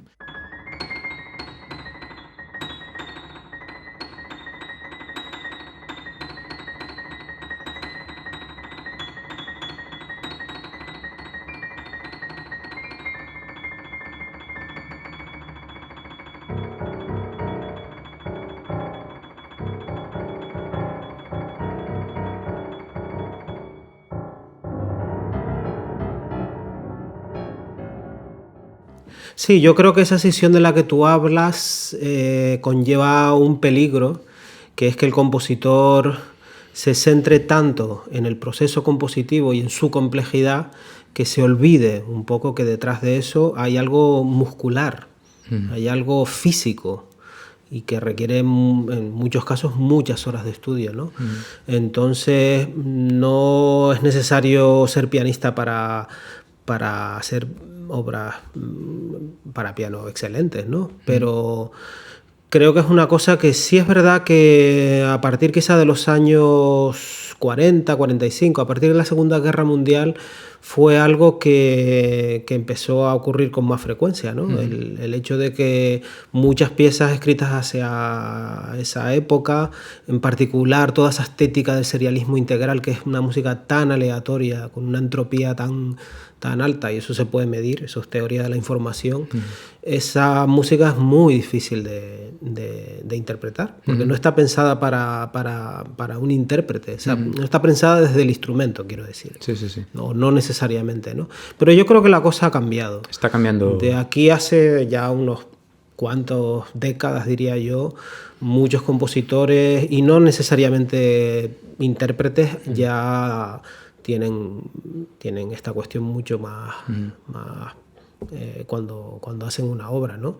Sariajo, Thomas Hades, que has comentado tú, Jörg Widmann, muchos otros compositores que cuando escriben son mucho más conscientes que quizá música de, unos años atrás, sí, de hace 50 años, ¿no? Bueno, esto nos llevaría realmente a estar hablando sobre solamente este tema durante mucho rato, porque es absolutamente apasionante. Entonces vamos a avanzar un poquito y yo creo que lo podemos hacer en base a algunos momentos en tu carrera que yo creo que han sido importantes, con proyectos importantes que has desarrollado, como este proyecto que desarrollaste con la Universidad de Málaga, si no recuerdo mal, que se llama Yamus. Y que nos puedes contar un poquito de qué va. Sí, Yamus fue, porque ya es pasado, porque fue un proyecto que fue financiado por el Ministerio de Ciencia e Innovación, pero cuando se acabaron los fondos, pues estos proyectos científicos son así, ¿no? Algunos siguen, si consiguen financiación privada, y otros no, ¿no? En este caso fue realmente un hito, porque no solamente yo fui el principal asesor musical, pero ahí había un conjunto de investigadores, comenzando por Francisco Vico, que es catedrático en la Universidad de Málaga, una serie de programadores, etcétera. Y creamos un algoritmo, porque Yamus al final es un algoritmo, es un programa, una serie de líneas de código, escritas además en un lenguaje que se llama MATLAB, que se ejecuta en un ordenador. En este caso, pues Yamus era un clúster de computación con muchos procesadores, que el ordenador sigue en Málaga, es parte del núcleo de supercomputación, de la red española de supercomputación que está ahí en Málaga, uno de los nodos. Y el hito de Yamus fue realmente que no solamente que fuera capaz de componer en base a unos conocimientos, ¿no? Es como si, por ejemplo, yo doy clase a un principiante, a un niño, y tiene ciertos conocimientos, pues va a poder hacer algo en base a esos conocimientos, ¿no? Pues eso es lo que hacía el algoritmo. Pero lo más importante es que era capaz de generar una partitura en PDF que el intérprete podría tocar de manera natural. O sea, no un MIDI que no tiene prácticamente información. El MIDI es un formato muy antiguo que data de los años 80 y que no tiene información agógica, que no tiene información de fraseo, etcétera, ¿no? Esto no. Nosotros utilizamos un lenguaje que es el XML para música, que es una librería que está en dominio público, y a través de esa representación, pues esas partituras se podían tocar. Ya hemos generado una obra de piano y tú la cogías y la tocabas. ¿Y sería correcto entonces decir que vosotros enseñabais a ese algoritmo a escribir música tocable, por así decir? Sí, claro. Tuvimos en cuenta muchos parámetros generales, por supuesto, para la interpretación, como que, por ejemplo, no se puede hacer un acorde de 25 notas con una mano. O que con una mano no puedes tocar más de una, digamos, décima, por ejemplo. Sí, o que no puedes hacer 60 notas por segundo. Claro, claro. O saltos a una velocidad más allá de tal duración de tiempo, ¿no? Todo esto es parametrizable. Todo se puede analizar desde un punto de vista científico y fisiológico, y eso fue hasta donde pudimos llegar, claro. O sea, hay que pensar que Yamuz es como un bebé. Y bueno, pues ahora mismo está congelado, por decirlo de alguna manera, ¿no? Habría que ver si en el futuro pues puede resucitarse, aunque yo creo que lo enfocaríamos quizá desde un punto de vista un poco diferente ahora. El algoritmo que usaba Yamuz era bioinspirado, no exactamente de algoritmos genéticos, pero con inspiración biológica, y yo creo que ahora seguramente usaríamos machine learning.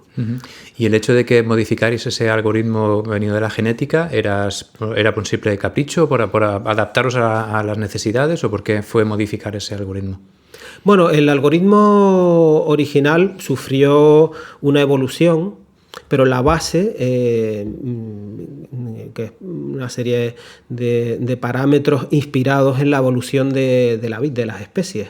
Ese fue el germen de la generación, de cómo se generaba el material que luego Yamuz modelaba a través de ese conocimiento X que le habíamos dado, ¿no? Ya.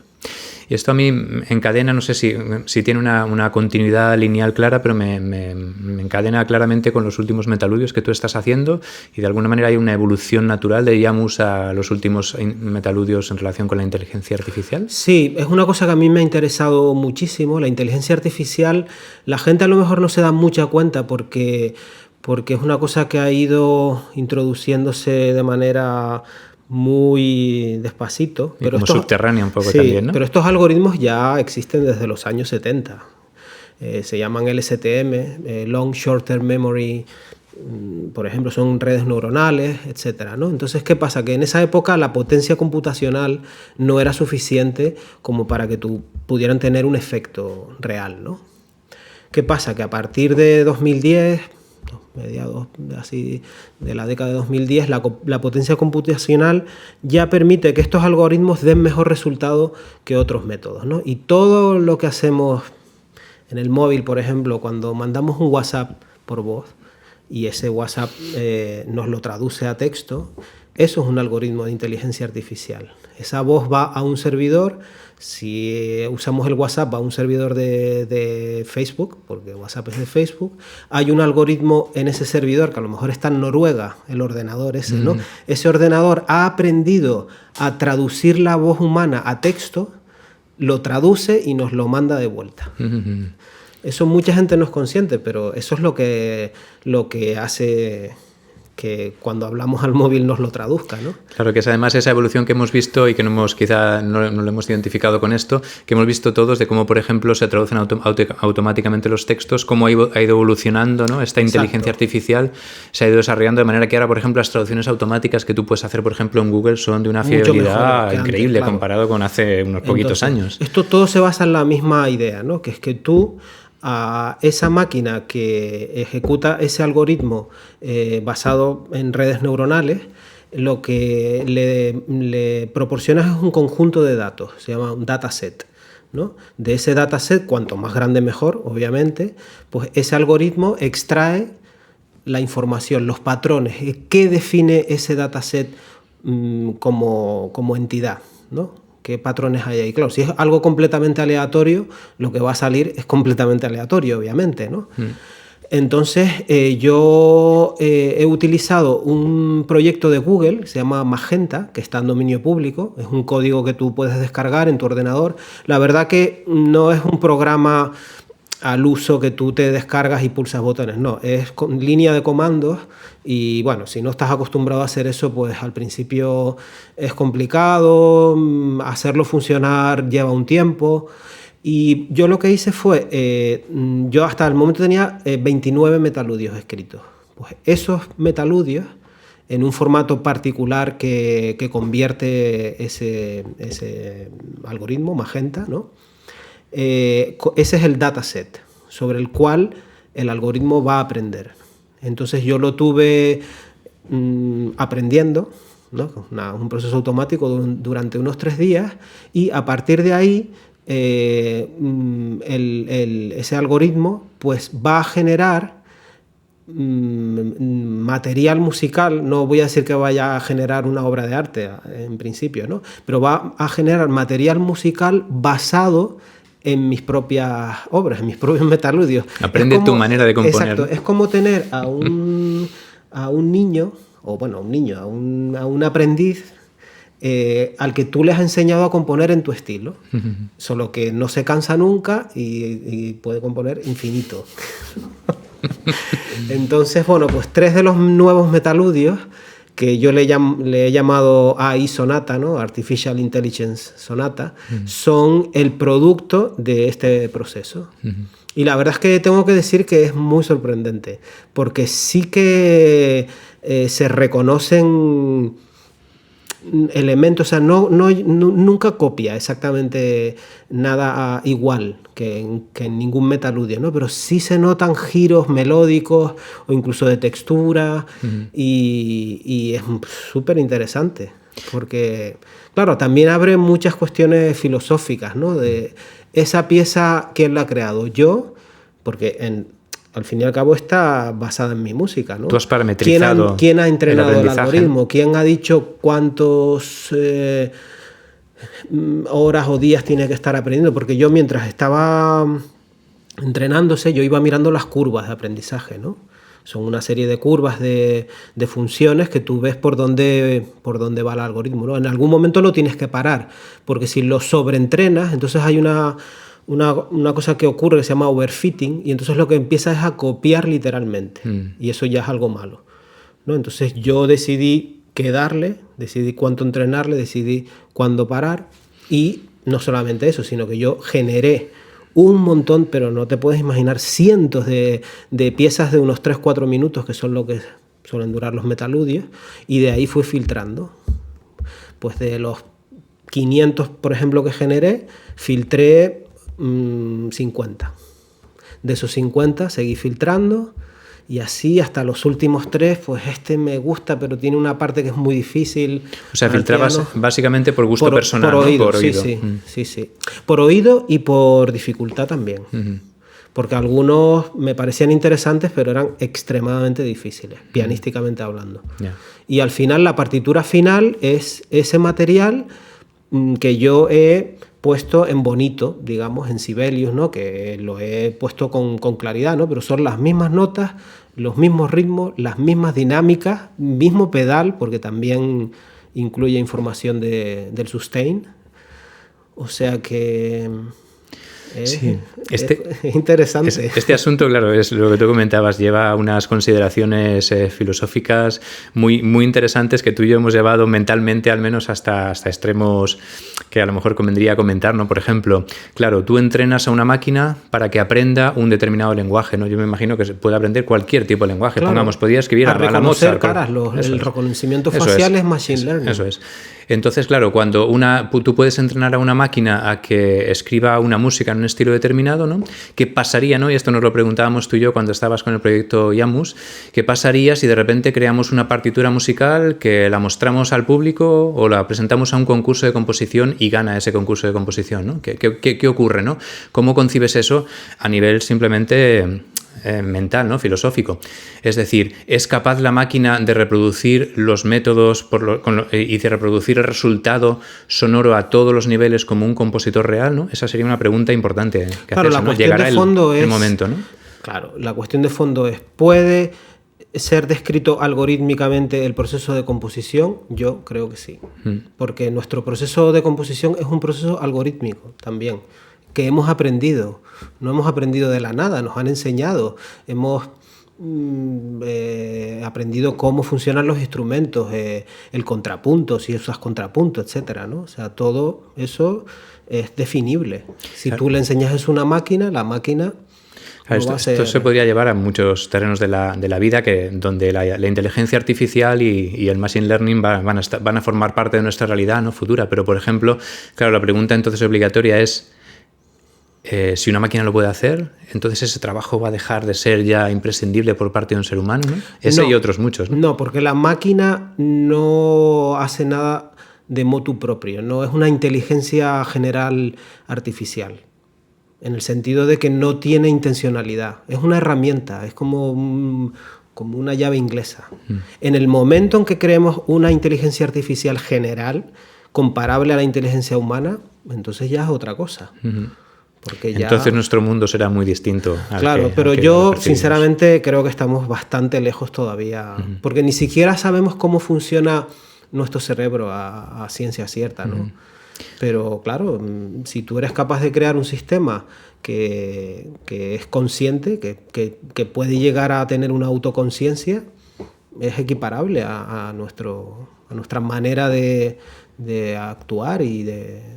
Sí, eso se llega a conseguir alguna vez, claro. Pero bueno, hoy por hoy es una herramienta. Claro, esa es la cuestión a la que yo quería... Muy valiosa, además. Eso es, que lo podemos utilizar, lo podéis utilizar los creadores como una herramienta de trabajo que te puede permitir ciertas cosas que a lo mejor pues, son mucho más complejas, hacerlas directamente con la mente, o bueno, te puedes simplificar o simplemente puntos de comienzo, como puntos de no partir de una página en blanco. Que tú luego puedes usar como el escultor usa el mármol, ¿no? Luego la obra de arte no es el bloque de mármol, es lo que haces con el bloque de mármol, ¿no? Es verdad que para ciertas músicas más comerciales, pues sí tiene quizá un componente mucho más, diría yo, peligroso en cuanto al trabajo del compositor, ¿no? Porque si tú enseñas un algoritmo de inteligencia artificial a través de un dataset enorme a componer música, pon tú para películas de terror, por ejemplo, ¿no? Pues eso, claro, al final el compositor simplemente va a ser un operador. Pero es muy diferente, no es comparable, ¿no? Porque la música de cine pues está mucho más segmentada, está supeditada a la imagen, ¿no? No tienes la misma libertad que cuando haces una obra puramente de arte musical, ¿no? Me imagino que tiene una relación con la complejidad de esa propia música, ¿no? Cuanto más sencilla sea la música, ¿no? Mucha de la música que consumimos o que se consume hoy en día es extremadamente sencilla. Quizá cuanto más sencilla, más fácil es, evidentemente, para una máquina aprender los procesos. No necesariamente, ¿no? Si te refieres a la música pop, por supuesto, eso... No, yo estaba pensando, incluso pues aspectos de la música pop de hoy en día, digamos, que tienen un grado de complejidad muy, muy reducido y que seguramente pues las máquinas lo hacen como... Sí, pero igual hacen algo muy complejo. Ya. Todo depende del dataset que tú le proporciones. O sea, estos algoritmos son capaces, si hay patrones, claro, si no hay patrones no los puede encontrar, ¿no? Pero... si ese dataset contiene complejidad, lo que va a predecir el algoritmo, una vez lo eches a andar, es igualmente complejo. Claro. Si es simple, pues va a aprender de lo que es simple. Claro. O sea, que todo depende de la fuente. Ese es el a priori. Sí. Y esto nos llevaría quizá a otro aspecto que estás ahora mismo trabajando sobre él y que a lo mejor concluimos la entrevista con esto, que es el tema de esta nueva plataforma que acabas de lanzar ahora mismo en YouTube, que se llama Virtual Reality Piano. Sí. Es un canal de YouTube que está asociado a mi otro canal, a Gustavo Díaz Jerez, y bueno, que es una idea que se me ocurrió, la verdad, durante el confinamiento. A mí siempre me ha gustado mucho la realidad virtual y las gafas de realidad virtual, y es algo que ha crecido un montón, ha explotado en los últimos 3-4 años. Ahora hay un montón de consolas con muchísima calidad y muy bien de precio, y me di cuenta de que no hay ningún canal dedicado ya no solamente a la música de piano contemporáneo, a la música clásica en este formato, para que nuestros oyentes lo entiendan. Son unas gafas de realidad virtual que tú te pones y el vídeo lo ves en formato tridimensional. Es como estar en el lugar donde yo he grabado, en mi estudio. A mi lado me ves como si estuvieras a mi lado, y es una experiencia diferente, mucho más íntima. Puedes ver qué estoy tocando en ese momento desde diferentes planos. Y como eso ya está accesible para alguien que quiera visitarlo, ¿qué necesitaría? ¿Qué equipamiento necesitaría? ¿YouTube ya lo permite? Sí, YouTube ya reconoce ese formato. Cuando yo subo los vídeos, los vídeos los grabo con una cámara estereoscópica de 180 grados, que se llaman así, que tiene 2 objetivos. Y bueno, luego se procesa ese vídeo, ya lo edito y cuando se sube a YouTube ya YouTube reconoce el formato. Hace casi un par de años que lo tiene implementado. Y se llama VR180. Entonces, una persona con unas gafas de realidad virtual entra con sus gafas puestas en mi canal y ve los vídeos como si estuviera en mi estudio al lado mío tocando. Es muy impresionante. ¿Y esas gafas por qué precio se pueden encontrar? Yo creo que las más baratas, tampoco es cuestión aquí de hacer publicidad de nada, ¿no? Pero bueno, yo las que tengo son las Oculus Quest 2 de Facebook y la relación calidad-precio es muy buena. Valen unos 340 euros, 349 euros. Pero hay muchos modelos. Sony PlayStation tiene otro modelo, HP ha sacado un modelo con una calidad visual increíble, lo que pasa es que son más caras, creo que valen cerca de 800 euros o algo así, pero hay una opción mucho más barata que son las Google Cardboard de Google, que es una cajita donde tú el vídeo lo ves en tu móvil y lo que haces es que lo metes en esta, es como una cajita que construyes tú mismo, te la mandan, creo que vale 10 euros o 15 euros, y ya te las pones y lo ves en ese formato. Claro, no es tan inmersivo como con unas gafas de verdad de realidad virtual, ¿no? Pero de todas maneras los vídeos se pueden ver normal, en 2D, solo que tienes un punto de vista mucho más flexible. O sea que esos mismos vídeos, si no haces nada especial, los ves puedes ver, como toda la vida. En formato bidimensional, solo que como están grabados con un campo de visión de 180 grados, tú te puedes mover, si mueves el móvil o la tableta, puedes ver como si estuvieras allí mismo, en ¿no? el espacio, en el espacio. Solo que lo ves en plano, ¿no? ¿Y tu idea es grabar allí todos los metaludios? Sí, no solamente metaludios, sino quiero grabar también otras obras de compositores contemporáneos, quizá también algo del repertorio del siglo XX que he tocado, cosas de Iberia. No va a ser exclusivamente música contemporánea, pero la mayor parte sí. Porque creo que es importante hacer una labor de difusión y nada mejor que las nuevas tecnologías.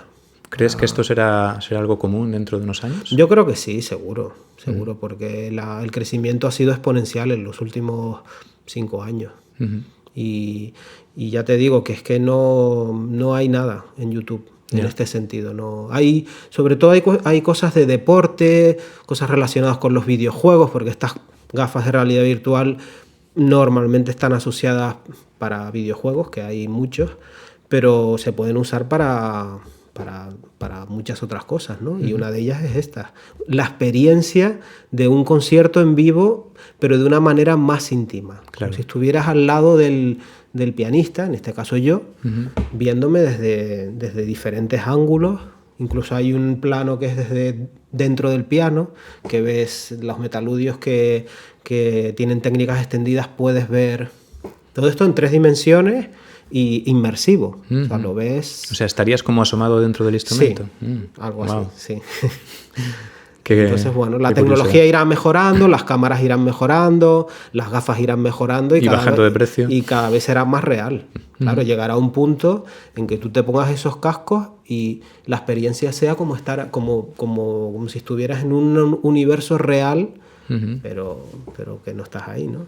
Otro tema con implicaciones filosóficas importantes, claro, que no vamos a entrar. Ya se han hecho películas en este sentido, ¿no? Hombre, toda la tecnología tiene su lado positivo y su lado negativo, ¿no? La energía nuclear tiene su lado positivo y su lado negativo. Cualquier avance, ¿no? Y estoy seguro que también tiene su lado negativo.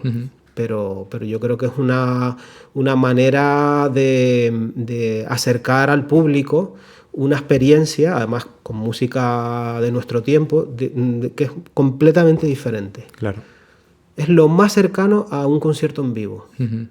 incluso más diría yo, porque en un concierto normalmente tú estás a una distancia considerable del intérprete, ¿no? En este lado estás a 50 centímetros mío. Sí, es casi como si pudieras desplazarte alrededor del músico, ¿no? Y no le molestaras, ¿no? Sí. Muy curioso. Wow, pues un montón de cuestiones sumamente particulares tuyas y vamos, a mí me produce una fascinación increíble, ¿no? Todos los terrenos en los que te mueves, que además tienen que ver con los nuevos avances tecnológicos, ¿no? Que es en el fondo lo que a ti te interesa también, aparte de la música, ¿no? Y yo creo que mezclar esas dos realidades, pues es lo que te confiere a ti, como he dicho al principio, una identidad tan diferente a buena parte de otros creadores, ¿no? Bueno, yo por mi parte no tengo nada más. No sé si hay algo que nos dejemos, si se me olvida. Yo creo que lo hemos tocado prácticamente todo. Yo creo que sí. Queríamos. Sí.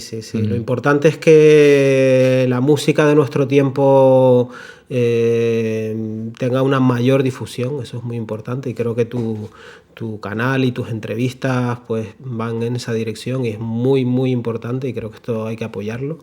Porque es el arte de nuestro tiempo. No podemos seguir solamente con música de hace 150 años, ¿no? Hay música tan buena en nuestra época como en tiempos de Beethoven o en tiempos de Brahms. Sin duda.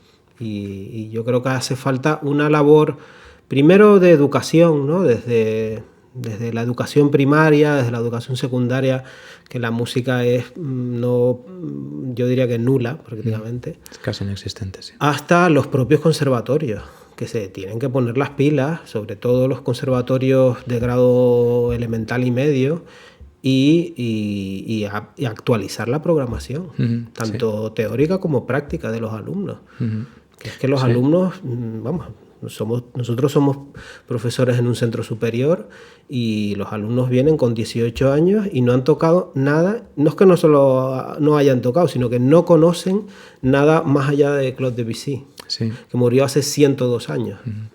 Sí, además, has dicho conservatorios elementales medios, también ocurre en el superior. Nosotros hemos vivido una realidad muy distinta porque en el centro donde enseñamos, pues la música contemporánea forma parte muy natural de la enseñanza, no como debería ser en todas partes, ¿no? Pero no es lo habitual. No es lo habitual, efectivamente, ni en los centros superiores. Lo que no es normal es que un alumno llegue a su mayoría de edad sin conocer nada de la música de su época. Es que es una anomalía que es grave. Sí. O sea, y eso hay que arreglarlo. Y es fácilmente arreglable. Sí, además lo particular de esta historia es que pues el no enseñar, o sea, las personas que a lo mejor no se han formado, los profesores que no se han formado en este tipo de música, quizá no son muy conscientes del grado de fascinación tan grande que puede producir en los alumnos más jóvenes, ¿no? De hecho, cuanto más jóvenes, más fascinación. O sea, yo he trabajado con chavales jovencitos y cuanto más pequeños son, más fácil es que esta música les entre, porque no tienen tantos condicionantes sonoros en este caso, en cuanto a qué es bonito o qué no es bonito, qué es aceptable o que no es aceptable. O sea, realmente quien se pierda esto, especialmente con los niños pequeños, se está perdiendo un aspecto de la docencia que es fascinante, es precioso. Claro. Es realmente y que hay bonito. Repertorio para todas las épocas del estudio musical, desde grado elemental hasta grado superior. Sí. Y hoy en día es de mucho más fácil acceso. Sin duda. Sí, es una cuestión de concienciación primero, de que los profesores y profesoras tomen conciencia de que tenemos que valorar la música que se está haciendo ahora y de cambiar la programación. Sí. Es cambiar la programación y dar prioridad, creo yo, en mi opinión, a la música de nuestro tiempo. Eso no quiere decir que no vayan a tocar repertorio anterior, pero claro, lo que no puede ser es que el 95% del repertorio sea música del siglo XVIII y XIX. Es que es así. Esto no estoy inventándome yo los datos. Entonces, negar a los alumnos una parte de nuestra cultura y de nuestro repertorio que ellos de motu propio no van a buscar. O sea, no es su misión, es la misión del sistema educativo. Sí, además es un sistema que crea un cierto tipo de antipatía por esa música sin pretenderlo, ¿no? Esto no es deliberado, pero de repente pues te encuentras con gente que viene con esas edades a grado superior y, y piensan, ¿no?, que la música contemporánea pues es, yo qué sé, fea, difícil, no sé qué, o sea, una serie de... Sus conexiones neuronales ya están hechas al sistema tonal, pero es que desgraciadamente ocurre... Tú pones radio clásica aleatoriamente en cualquier momento del día y el 99,9% de las veces es música o del siglo XIX o XVIII. Es que ocurre a muchos niveles. Entonces... Bueno, es una labor que poquito a poco quizá eso, entre todos tenemos que ir cambiando, ¿no? Sí, pero hay que tener la voluntad. Solo no se va a hacer. Está claro que sí. Bueno, pues ha sido un verdadero placer hablar una vez más, la 155 vez hablando contigo sobre estos temas, pero esta vez un poco para que la gente también nos escuche estos puntos de vista y bueno, pues que se cree debate en torno a todos estos temas sería fantástico. Muy bien. Te lo agradezco un montón, Gustavo. Igualmente. Gracias. Bueno, muchas gracias a todos vosotros por estar ahí, por haber aguantado hasta aquí, porque hemos estado prácticamente 2 horas de conversación. Espero que haya sido interesante, haya sido gratificante para vosotros y que genere sobre todo preguntas y pensar sobre todos estos aspectos de la música contemporánea que merecen mucho la pena. Nos vemos en el próximo vídeo. Muchas gracias.